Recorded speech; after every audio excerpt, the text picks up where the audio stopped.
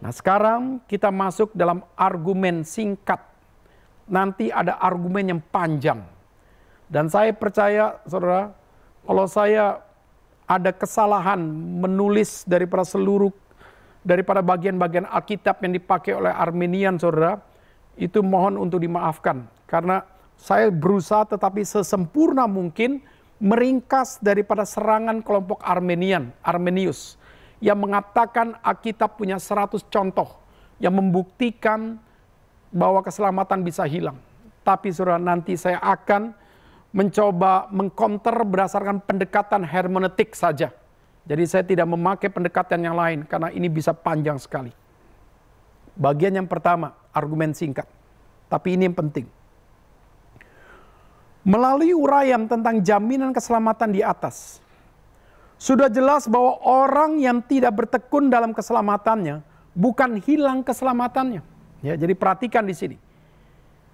Ada orang percaya yang kita kenal di gereja, di kampus, di persekutuan kantor, di lingkungan, dan akhirnya kita mendengar dalam waktu ruang karena aspek penderitaan, karena dosa, karena kenikmatan, karena kepopuleran, karena hal-hal yang lain, akhirnya tidak lagi menjadi pengikut Kristus. Terus kita bilang, itu contoh loh, itu membuktikan orang itu keselamatannya hilang. Lihat aja, ada contoh-contoh artis, ya, yang sekarang tidak lagi Kristen, dulu ngakunya Kristen, itu membuktikan keselamatannya hilang. Saya garis bawah di sini, bukan hilang, melainkan memang ia tidak mengalami pengalaman pertobatan sejati. Dengan kata lain, dari mulanya dia tidak memiliki iman yang menyelamatkan. Ya. Kalau dia sungguh-sungguh punya pengalaman pertobatan sejati, kalau dia sungguh-sungguh percaya kepada Kristus, dan memiliki sesuatu pembaruan lepas pembaruan daripada Allah Tritunggal, Alkitab mencatat dalam Kolose 1 ayat 21-23, ini memberikan kepada kita gambaran, saudara, tentang iman yang teguh. Saya bacakan Kolose 1, 21-23. Juga kamu yang dahulu hidup jauh daripada Allah, yang memusuhinya dalam hati dan pikirannya seperti yang nyata dari perbuatan menjahat, sekarang diperdamaikannya di dalam tubuh jasmani Kristus oleh kematiannya, untuk menempatkan kamu kudus dan tak bercela dan tak bercacat di hadapannya. Sebab itu kamu harus bertekun dalam iman, tetap teguh dan tidak tergoncang, dan jangan mau digeser dari pengharapan Injil yang telah kamu dengar dan yang telah dikabarkan di seluruh alam di bawah langit, dan yang aku ini Paulus telah menjadi pelayannya. Di sini sudah dikatakan kalau orang sungguh-sungguh mengutamakan Kristus, terus hidup dipenuhi Kristus, dan sungguh-sungguh Kristus adalah dalam dirinya, orang itu akan mencapai garis finish dalam seluruh pelayanannya.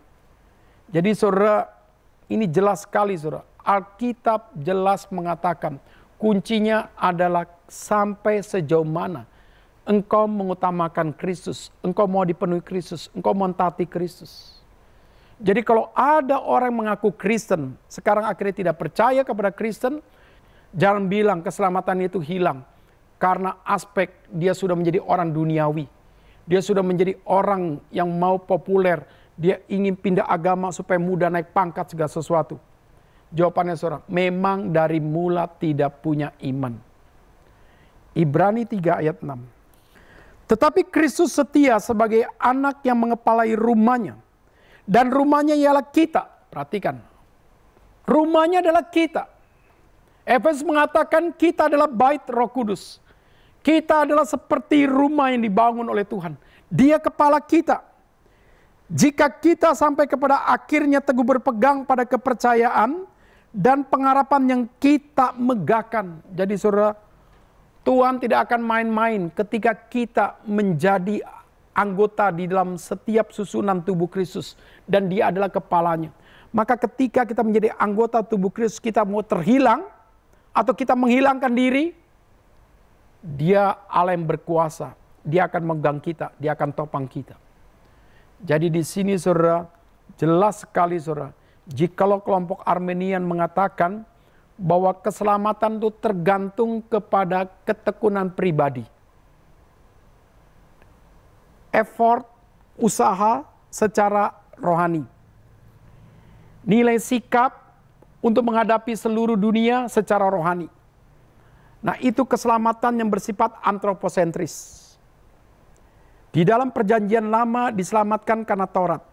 Maka jikalau usahamu gagal menjalankan Taurat, maka rusaklah seluruh keselamatanmu. Di dalam perjanjian baru kita diselamatkan oleh karena Injil dalam Yesus Kristus yang bersifat anugerah. Dan Kristus tidak pernah berubah. Dan pada waktu kita diselamatkan di dalam Dia, maka tiba-tiba misalnya kita hilang keselamatannya. Ini seperti sesuatu yang tidak mungkin. Kenapa? Buat apa Dia datang dari surga mencari kita? Jadi dalam bagian ini pasti Kristus akan menggenapkan keselamatan itu bagi kita. Jadi kita pun di sini maka saudara, kembali harus melihat saudara, bahwa seluruh usaha kita, seluruh sikap kerohanian kita, itu pun harus kita jalankan dengan iman pada dasarnya saudara. Jadi bukan berdasarkan nilai usaha kita yang takut kehilangan keselamatan, tidak saudara. Ya. Yang kedua saudara, saya percepat. Konsep tentang sekali selamat untuk selamanya selamat akan membuat orang Kristen dapat bebas berbuat dosa atau berkubang dalam dosa. Ini menurut ajaran orang Armenian. Jadi dibilang tidak benar itu reform. Jikalau keselamatan itu sekali selamat dan sampai selamanya selamat, ini bisa membuat orang berbuat dosa dan bahkan berkubang dalam dosa. Bapak Ibu Saudara yang terkasih dalam nama Tuhan, keberatan ini tidak perlu terjadi. Karena ajaran Alkitab tidak sama sekali memberikan izin untuk orang percaya semaunya berbuat dosa atau bermain dengan dosa. Tadi sudah kita jelaskan, ada peran Allah Bapa, peran Allah Anak, ada peran Allah Roh Kudus. Jadi Alkitab dengan jelas mengatakan bahwa kita yang sudah hidup dalam Yesus Kristus tidak lagi berbuat dosa. 1 Yohanes 2:1. Apa artinya? Tidak berbuat dosa artinya kita bukan pencetus, kita bukan pengembang dosa. Kita bukan usahawan untuk bagaimana kita memang menciptakan dosa. Istilah yang saya pakai usahawan pembuat dosa artinya saudara, jangan orang Kristen akhirnya dibuka usaha yang semuanya dari dosa. Yang semuanya mengandung dosa dan dia mendapatkan uang, celakanya kasih perpuluhan di gereja. Berapa hari lalu ada orang tanya kepada saya dalam bagian ini, saudara. Bagaimana Pak Tumpal jika ada orang Kristen memanfaatkan situasi yang sulit mendapatkan uang pandemi COVID ini, terus uang itu dikasih perpuluhan ke gereja? Nah, saya tanya orang itu balik. Ini pertanyaan hanya sesuatu yang kira-kira atau yang real? Ini kira-kira real. Berarti saudara, ada orang Kristen mungkin seperti mafia. Memanfaatkan situasi, memancing ikan di air yang keruh, mendapatkan untung yang besar sekali, tetapi produknya mungkin salah. Bayangkan saudara, untuk pendeteksi kita punya panas saja saudara. Ada sampai 1 juta, sampai 2 juta, ternyata beli palsu pas dibuka itu mainan saudara. Ya, itu program yang hanya sesuatu mainan yang mudah dibuat saudara. Dan dijual begitu laku dalam situasi yang sulit dan orang mendapatkan untung.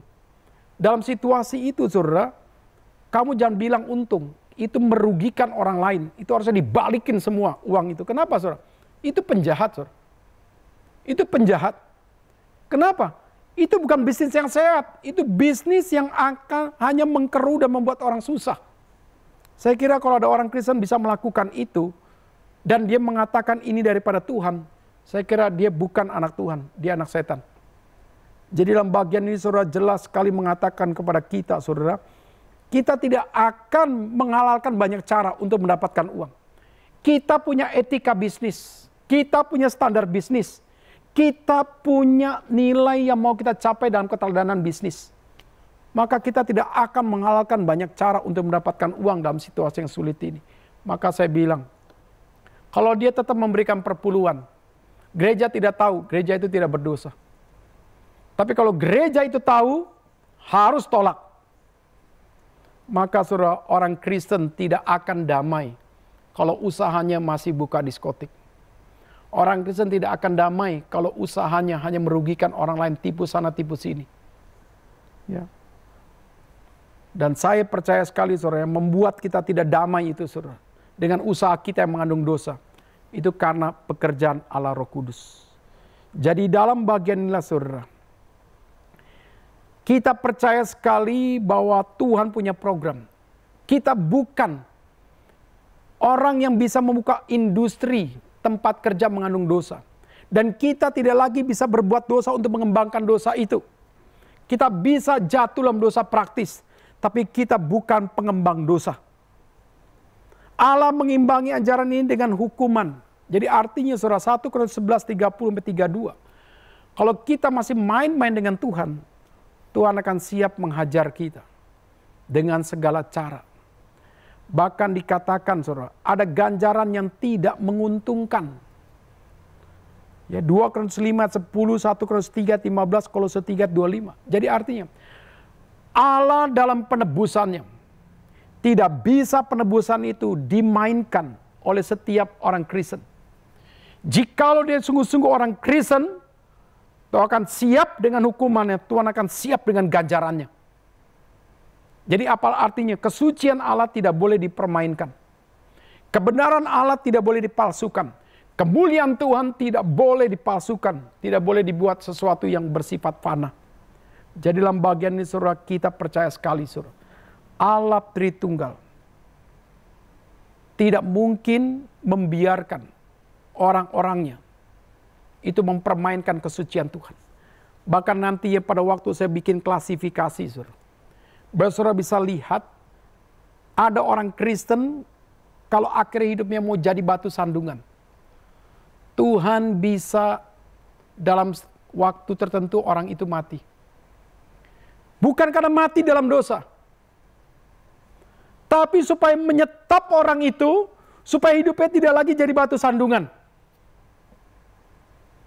Bukankah ini menunjukkan keselamatan hilang? Tidak. Tapi inilah cara Tuhan. Supaya dia tidak mempermalukan Tuhan. Nah ayat itu beberapa dipakai oleh orang Armenian yang menunjukkan keselamatan bisa hilang. Jawabannya bukan. Ini cara waktu Tuhan yang terbaik. Supaya setiap orang Kristen dalam masa mudanya, masa tuanya, masa suksesnya, masa sulitnya, masa penderitaannya. Kalau Tuhan sudah tahu tiba saatnya ini tidak mampu lagi dia berdiri dalam anugerah Tuhan, Tuhan akan stop. Ya. Nah ini dua prinsip yang saya bilang tadi singkat saudara. Tapi minimal dalam dua bagian ini saudara bisa tahu ya kan prinsipnya. Nah dalam waktu singkat saya akan menjawab 100 ayat dari pandangan Armenian. Dan ini sebetulnya bisa dibahas dalam 5-10 jam. Tapi saya hanya memberikan gambarannya dengan singkat saudara. Kalau ini kelas benar-benar reguler ini bisa kita dalami saudara. Nah, saya tidak akan membacakan semua ayat. Nanti ini selalu panjang sekali, tapi ada beberapa prinsip yang saya akan angkat saudara. Nah Bapak Saudara silakan aja nanti di capture. Bapak Saudara bisa silakan minta sama panitia nanti bahannya.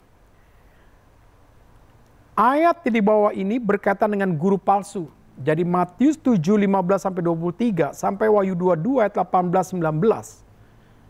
Ini menceritakan kepada kita saudara. Bukan berarti orang keselamatan ini hilang. Bukankah dia sudah kelihatan rohani? Bukankah dia sudah menunjukkan di anggota gereja? Pada akhirnya tidak perkenan Tuhan, ini membuktikan keselamatan hilang? Tidak saudara. Orang ini memang sungguh-sungguh guru palsu, nabi palsu, Mesias palsu. Jadi oleh karena itu jangan kaget. Jangan kaget, ini pun masih ada saudara. Ya. Masih ada orang-orang sekarang seperti ini karena belum zaman akhir dan belum berakhir kita ini. Sekarang sudah zaman akhir tapi belum akhir zaman. Tapi ini ada. Jadi ayat-ayat ini saudara justru menunjukkan guru-guru palsu. Ya, nabi palsu dan Mesias palsu. Kedua, ayat ini berkenaan dengan tindakan pertobatan dari Matius 10:32-33 sampai 2 Yohanes 1 ayat 19. Jadi ada tindakan pertobatan. Nah, saya akan baca di Saudara Matius 10:32 dan 33. Setiap orang mengakui aku di depan manusia, aku juga akan mengakuinya di depan Bapakku yang di surga. Tapi barang siapa menyangkal aku di depan manusia, aku juga menyangkalnya di depan Bapakku yang di surga. Nah, kelompok Arminian mengatakan, lihatlah, kalau orang sampai menyangkal Kristus, ditanya apa agamamu? Oh, nggak perlu agama. Nah, itu menyangkal, berarti saat itulah keselamatan hilang. Bapak Saudara, ini berkaitan dengan tindakan bertobatan. Apa artinya? Artinya seluruh ayat-ayat ini menunjukkan engkau harus menjadi orang yang berani menunjukkan identitasmu. Tunjukkan satu nilai keberanianmu suci. Kalau ada orang tanya akan imanmu, ada orang tanya standar nilai kerjamu, akan standar daripada nilai kesucianmu, katakan bahwa engkau pengikut Kristus, engkau tidak akan korupsi, engkau tidak akan berzina, engkau tidak akan berjudi, engkau tidak akan melakukan banyak hal ini. Kenapa? Karena engkau sudah ditebus oleh Kristus. Jadi ini mengajarkan kepada kita konteks-konteks ini adalah tindakan seorang pertobat yang sejati. Dia memiliki keberanian, dia berani menunjukkan identitas yang benar di hadapan dunia. Walaupun resikonya mungkin dipecat, dipermalukan, mungkin dikucilkan, dia akan berani tunjukkan itu. Ketiga, ayat-ayat ini berkenaan dengan pahala orang Kristen. Ya, jadi artinya kalau engkau taat akan ada penyertaan Tuhan. Jadi ada 1 Korintus 3, 11-15 sampai nanti dengan Wahyu 2 ayat 7, Wahyu 3 ayat 5, 12, 21. Jadi apa saudara? Ada ketaatan, ada pahala daripada Tuhan. Ya, jadi saudara, ini semua jelas memberitahu kepada kita saudara. Jadi bukan berarti keselamatan itu hilang. Contoh misalnya, kita lihat lagi cepat ya. 1 Korintus 3, 11-15. Karena tidak ada seorang pun yang dapat meletakkan dasar daripada dasar yang telah diletakkan Yesus Kristus. Entahkah orang membangunnya atas dasar ini dengan emas, perak, batu permata, kayu, rumput kering, atau jerami. Sekali kelak pekerjaan masing-masing orang akan nampak, karena hari Tuhan akan menyatakannya. Sebab ia akan nampak dengan api, dan bagaimana pekerjaan masing-masing orang akan diuji oleh api itu. Jadi di sini saudara, kalau Bapak saudara lanjutin saudara, akhirnya ada orang yang pekerjaannya terbakar. Ayat 15. Bukan berarti pada waktu hasilnya terbakar dikatakan itu membuktikan imannya gugur. Bukan saudara. Ini menyatakan tentang satu nilai pada waktu kamu sudah melayani Tuhan, ternyata pelayananmu itu bukan yang bersifat kekal. Pelayananmu bukan pelayanan yang mulia. Pelayananmu bukan pelayanan yang berdasarkan apa yang Tuhan mau. Pelayananmu hanya berkaitan dengan apa yang kau mau. Sehingga waktu diuji, ternyata bukan bersifat emas. Tapi bukan berarti iman esensinya itu hilang. Bukan, saudara. Ya, bukan. Ya, saya percepat, ini banyak sekali saudara, hampir ada 17. Nah, ayat ini berkenaan dengan kehilangan perkenan Allah. 1 Korintus 9 ayat 27 sampai dengan Ibrani 3, 11-19 sampai Ibrani 12, 14 sampai 15. Kenapa saudara? Jadi bukan berarti keselamatan hilang, tapi dia kehilangan perkenan Tuhan. Kenapa? Hidupnya mungkin masih dalam kelemahan dosa. Kelemahan daripada emosi. Jadi dia kehilangan damai sejahtera Tuhan. Jadi bukan berarti dia kehilangan iman keselamatan, tapi kehilangan perkenan Tuhan, penyertaan Tuhan. Yang kelima, ayat ini berkenaan dengan hajaran Allah, Roma 14 ayat 23, 1 Korintus 11 ayat 29. Saya percepat ya.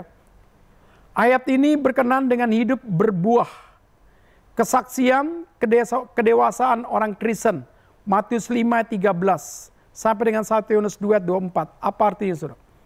Di sini saudara, kalau kita menjadi orang Kristen, pasti kita hidup berbuah. Pasti kita punya kesaksian hidup. Dan kesaksian melalui mulut bibir kita tentang siapa Kristus. Dan pasti kita punya kedewasaan dalam Kristus. Jadi kalau ada orang untuk sementara waktu, hidupnya tidak berbuah, bukan berarti dia hilang keselamatannya. Untuk sementara waktu, kalau dia tidak bersaksi lagi tentang Kristus, bukan berarti keselamatannya hilang. Kalau dia untuk sementara waktu, dia seperti orang yang tidak dewasa dalam Kristus, bukan berarti keselamatannya hilang.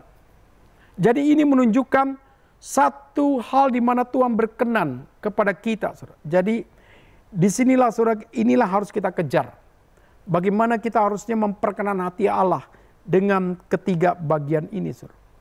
Ketujuh, ayat-ayat ini berkenan dengan orang-orang percaya yang dipengaruhi oleh ajaran palsu. Jadi berarti saudara ini untuk sementara waktu mungkinkah orang Kristen in the cost dalam gereja-gereja yang ajarannya tidak benar? Mungkin. Mungkinkah untuk sementara waktu orang-orang Kristen tersesat dalam filsafat dunia? Pengaruh daripada seluruh media, hedonisme, materialisme? Bisa. Jawabannya bisa. Tapi apakah keselamatan hilang? Tidak. Jadi untuk sementara waktu bisa. Tapi saya percaya dalam nanti yang kita bahas tadi, saudara, Tuhan akan panggil orang itu. 8. Ayat ini berkenaan dengan dosa yang membawa pada kematian. Tadi yang saya bilang. Tuhan di dalam Alkitab mencatat, jikalau ada orang Kristen yang sungguh-sungguh Kristen, hidupnya ingin menjadi batu sandungan, dan terus-menerus bisa menjadi batu sandungan, Tuhan bisa menyetop orang itu melalui kematian. Jadi bukan berarti kita langsung menghakimi orang itu mati dalam dosa. Tidak. Pada waktu dia ingin menjadi batu sandungan, maka Tuhan tidak akan membiarkan namanya yang suci, yang mulia itu hancur. Hanya karena orang itu. Maka di sini dikatakan Tuhan bisa menyetop melalui kematian. Maka saya percaya sekali, saudara, Tuhan itu paling ajaib. Dia paling tahu untuk kontrak hidup kita. Sampai batas mana limit kita ini kuat endurance-nya. Secara rohani, saudara. Tuhan itu paling tahu. Jadi bukan berarti ini keselamatan hilang. Tidak. Ini dalam kedaulatan Tuhan. Tuhan menyetop orang itu. Supaya hidupnya tidak menjadi batu sandungan. Yang ke-9. Ayat ini berkenaan dengan dosa tak terampunkan. Ya, jadi Matius 12:31-32. Jadi memang ada orang yang memang dari mulanya tidak punya nilai hati yang takut akan Tuhan. Jadi kekristenan yang ditempelkan. Jadi dia mau mengarah kepada Kristus, dia mempercayakan diri kepada Kristus, tapi Kristus tidak mempercayakan diri kepada dia. Jadi ada orang yang akhirnya bisa menghujat Tuhan. Itu memang membuktikan dari mulanya dia mau menyerahkan diri kepada Tuhan, tapi Tuhan tidak mau mempercayakan diri kepada dia. Tidak ada pertemuan, saudara. Ya. Jadi tidak ada keselamatan orang ini dari mulanya.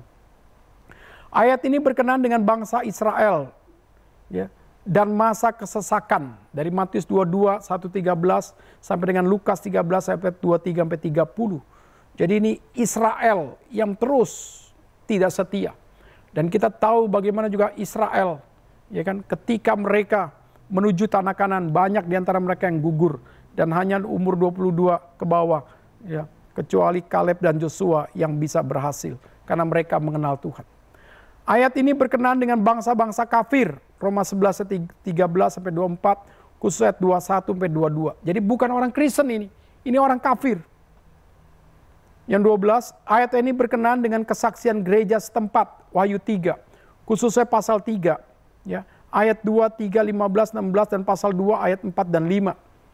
Ini saudara menceritakan kepada kita bagaimana Tuhan pun dalam zaman akhir, dia akan mengingatkan kita gereja untuk kembali menjadi gereja yang suci. Gereja memperkenan Tuhan, gereja memuliakan Tuhan. Ya, seperti misalnya Laodikia, ya, jemaat Laodikia. Dikatakan jikalau engkau memang umatku maka bertobatlah. Jadi artinya saudara, jikalau engkau umatku maka kembalilah. Jangan lagi engkau memakai kepalsuan-kepalsuan rohani. Kemunafikan, kembalilah. Ya. 13. Ayat ini berkenaan dengan mengiyakan hanya dengan kepala tetapi tidak dengan hati. Jadi saudara, jadi kadang-kadang di sini kita lihat ya contohnya Matius 13 ini. Ayat 1-8 sampai Yohanes 6-66. Ya. Jadi kadang-kadang saudara, di sini seolah-olah kita bilang, Pak aku mau pergi. Iya pergi. Pelan dalam hatinya apa saudara? Kenapa anak ini pergi? Kenapa anak pergi? Nah ayat ini menceritakan kira-kira begitu saudara. Bukan berarti ini menunjukkan bahwa orang itu bebas untuk melakukan apapun juga. Sebetulnya hati Tuhan ingin supaya setiap kita ini saudara terus ikut dengan hati dia. Ya. Nah di sini saudara ini berbicara bagian itu. 14. 14. Ayat ini berkenaan dengan penghancuran Yerusalem oleh Nebukadnezar. Ya, Yeskiel 8, 18-21 dan Yeskiel 33-8. Ayat ini berkenaan dengan persoalan-persoalan tertentu. Seperti pengampunan Kristen, Matius 18 ayat 23-35. Bukan berarti akhirnya kalau kita tidak pengampunan kita habis, berarti membuktikan engkau tidak diselamatkan. 16. Ayat ini berkenaan dengan orang-orang tertentu, tetapi tercatat dalam Alkitab. Nah, dengan singkat, lihatlah Esau yang tercatat dalam Ibrani 12 ayat 16 dan 17. Kisah ini menunjukkan pada kisah Kejadian 25, 27 dan 34, Kejadian 27 ayat 1-46. Ayat-ayat ini berkenaan dengan hak dan berkat kesungguhan. Jadi sama sekali tidak berkenaan dengan doktrin keselamatan. Jadi tidak ada bukti dalam Alkitab jika Esau adalah orang yang pernah diselamatkan. Ya. Jadi lihatlah Esau, keselamatan hilang di PL. Tidak. Kedua, Bileam sama. Bilangan 22 sampai bilangan 24. Ya. Bileam adalah seorang nabi sewaan yang cuma menjadi nabi penjajah. Karunia yang dia miliki adalah nabi yang bisa dibeli dengan uang. 3 bagian perjanjian baru menyatakan dengan jelas bahwa ia tidak pernah diselamatkan. 2 Petrus 2 ayat 15, Yudas 11, dan Wahyu 2 ayat 4. Jadi jangan bilang, lihatlah sekarang Bileam akhir terhilang keselamatan. Tidak. Dia bukan nabi yang benar. Saul juga sama. Jangan bilang Saul itu dipilih oleh Tuhan. Dan lihatlah di dalam kebebasan akhirnya Saul murtad. Apakah raja pertama Israel ini adalah orang diselamatkan? Ada yang mengatakan Saul adalah orang diselamatkan berdasarkan 1 Samuel 11 ayat 6 sampai dengan 15, 30-31. Tapi jika kita meneliti dengan lebih seksama, nampaknya bahwa Saul belum pernah memiliki keselamatan itu. Silakan selidiki. Dari 1 Samuel 13 ayat 13-14 sampai dengan 1 Samuel 28 ayat 6 dan 16. Tidak. Bagaimana sampai dia terus hidup dalam dendam terhadap Daud. Dan dia tidak sungguh-sungguh mengenal Tuhan. Dia minta dipanggilkan roh Samuel. Itu menunjukkan dia tidak mengenal Tuhan. Yudas dalam perjanjian baru. Lihatlah Yudas murid Tuhan. Akhirnya dia menjual Yesus untuk membuktikan keselamatan hilang. Yudas adalah seorang pengkhianat yang paling terkenal di dunia. Orang yang diselamatkankah ia? Alkitab menjawab dengan tegas, tidak. Jadi silakan lihat Lukas 22-23 sampai dengan Yohanes 13-27. Tidak diselamatkan. Bagaimana dengan Simon? Kisah 8 ayat 5-25. Simon, ya, kita tahu dengan pelayanan Filipus dia menjadi orang percaya. Walaupun dia punya latar belakang dukun. Dia dibaptis. Tapi ketika dia kedatangan para rasul baru kebongkar. Seluruh iman percayanya tidak sejati. Simon hanya tertarik dengan mujizat, tapi tidak pernah tertarik dengan berita tentang siapa Kristus. Saya tulis di situ. Inilah fenomenal rohani sekarang, saudara. Banyak orang tuh lebih tertarik kepada apa, saudara? Yang wah-wah, mujizat-mujizat, fenomenal. Tapi banyak orang ke gereja tidak pernah tertarik dengan kebenaran. Maka ketika kita misalnya mau ke gereja, sudah 3 bulan lebih ini, saudara. Jangan kita tertarik mau ketemu si A, si B. Jangan. Itu motivasi yang salah, Bapak Saudara. Tapi kalau engkau rindu ke gereja, yang paling benar engkau rindu mendengar berita secara langsung. Jadi kerinduan kita adalah karena firman. Nah, di sini kita lihat, saudara, Simon ini begitu, saudara. Tapi setelah dia ditegur oleh Tuhan, nah disitulah dikatakan bertobatlah. Jadi saudara, kadang-kadang saudara, ada orang seperti itu. Sudah katekisasi, sudah dibaptis. Dalam proses waktu baru bertobat secara sejati. Itu Simon. Ya. Jadi jangan bilang katekisasi untuk keselamatan. Bukan. Katekisasi sebagai satu cara untuk melengkapi kita. Tahu tentang keselamatan. Tapi keselamatan itu bersifat pribadi. Anak yang hilang, Lukas 15, 11-32. Bukankah ini menunjukkan dia tadi orang percaya, dia terhilang, dan sekarang dia kembali. Jadi keselamatan bisa masuk, bisa keluar, bisa lagi masuk. Jawabannya saudara tidak. Ini menunjukkan si bungsu terhilang karena perilakunya. Karena dari percaya memang dari pertama tidak mengenal siapa bapaknya. Si abang terhilang dalam keagamaannya. Jadi dia terus ada dalam seperti orang yang benar, orang yang beragama tetapi dia tidak mengenal Tuhan. Jadi Lukas 15 ini menunjukkan dua orang yang tidak mengenal Tuhan. Tapi kenapa si bungsu yang terkenal? Karena dia sungguh-sungguh kembali minta pengampunan daripada Tuhan. Karena dia tahu dirinya berdosa. Si abang tidak melihat dirinya berdosa. Si abang tidak mau mendapatkan satu pemulihan pada Tuhan. Justru bahkan dia iri dan dia marah. Ketika adiknya mau kembali kepada Tuhan, dia marah. Ini kemarahan yang tidak ada tempatnya. Saudara. Bagaimana dengan Demas 2 Timotius 4-10? Ayat ini pun merupakan ayat yang sedih. Di mana Paulus tulis mengenai rekannya.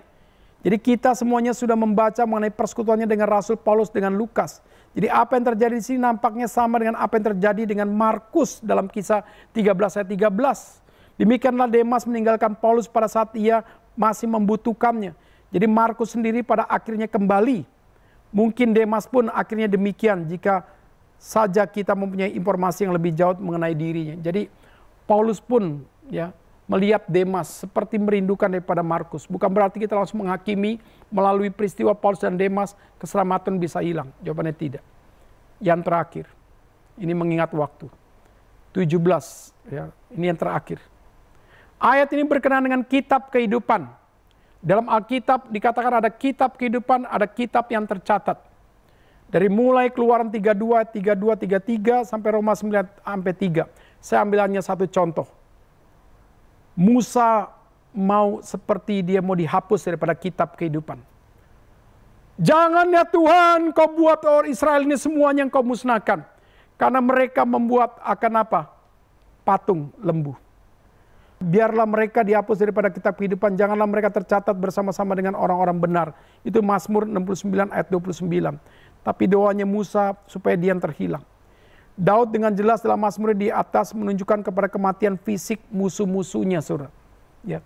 Jadi kita bisa melihat dalam bagian ini, saudara. Daud pun ya, minta bagaimana orang-orang itu dihapus daripada kitab kehidupan. Artinya tidak diselamatkan.